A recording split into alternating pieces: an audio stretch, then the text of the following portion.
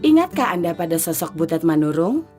Ia adalah salah seorang perintis yang menawarkan pendidikan alternatif bagi masyarakat terasing dan terpencil di masyarakat orang rimba atau suku Kubu yang mendiami Taman Nasional Bukit 12, Jambi. Ia mengajar membaca, menulis, dan berhitung sambil tinggal bersama masyarakat didiknya selama beberapa bulan. Butet bergerak bersama Sekolah Rimba, sebuah lembaga swadaya masyarakat yang bergerak di bidang konservasi.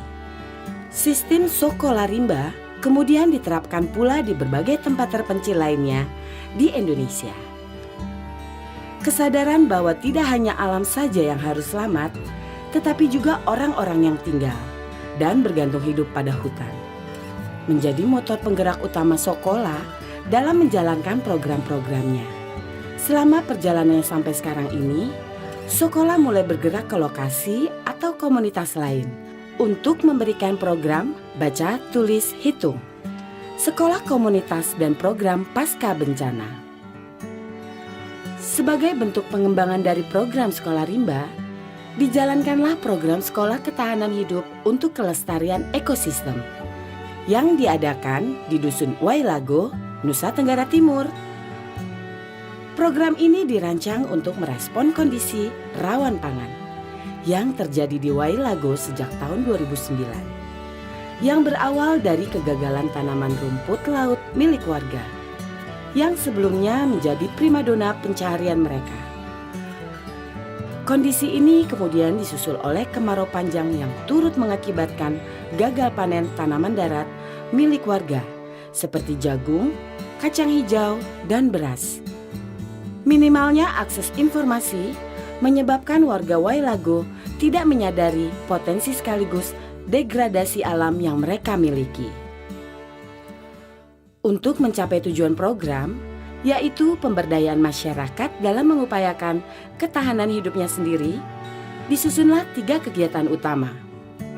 Kegiatan pertama yaitu meningkatkan pengetahuan komunitas untuk pelestarian dan perbaikan ekosistem.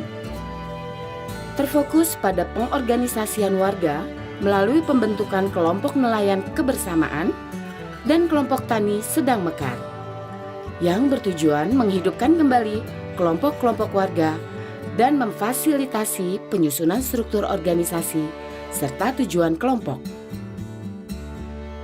Kegiatan kedua, mengurangi dampak bencana alam dari laut melalui penanaman pohon bakau dilakukan di pesisir barat Dusun Wailago. Kerusakan umumnya terjadi karena badai angin barat. Sementara itu, kegiatan ketiga yaitu membangun keseimbangan ekosistem pulau kecil berbasis komunitas, mendorong berkembangnya aktivitas warga melalui berbagai kelompok yang telah terbentuk yang berkaitan erat dengan pelestarian lingkungan. Misalnya, kelompok tani membuat kebun percontohan dengan membuka lahan di lereng timur di belakang dusun dan menanaminya dengan berbagai jenis tanaman buah seperti nanas, kelapa, mangga, nangka, dan lain-lain.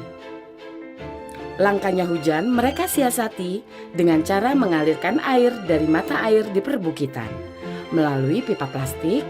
Sementara itu, kelompok nelayan akan melakukan penanaman terumbu karang dan pembuatan rumpon. Penanaman terumbu karang dilakukan di perairan Wailago dengan kedalaman laut 3-6 meter. Ada beberapa hambatan yang ditemui saat berjalannya program. Salah satunya adalah kondisi iklim. Badai musiman yang kerap terjadi di awal tahun, serta angin kencang yang rutin terjadi pertengahan tahun, seringkali mengganggu siklus program. Selain itu, kebiasaan masyarakat sendiri, terutama dalam pemeliharaan hewan ternak, sering pula mengganggu jalannya program. Misalkan hewan ternak yang kadang lepas dan merusak kebun contoh. Namun, terlepas dari berbagai kondisi tersebut, program Sekolah Ketahanan Hidup untuk Kelestarian Ekosistem membawa banyak aspek positif yang bukan hanya berpengaruh pada Dusun Wailago, namun juga pada wilayah yang lebih luas. Contohnya, Saluran pipa air yang dibuat oleh kelompok tani memungkinkan suplai air bersih ke desa untuk mandi, minum, dan memasak selalu terjaga.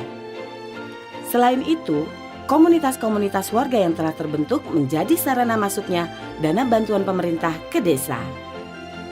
Namun, hasil yang lebih signifikan terasa adalah bertambahnya pengetahuan masyarakat mengenai pelestarian ekosistem yang akan mendorong bertumbuhnya pemberdayaan masyarakat Wailago. Sebuah proses yang akan membantu mereka mendapatkan kembali hak-hak hidup dasar mereka seperti hak akan pendidikan, kesejahteraan, serta kehidupan yang lebih layak.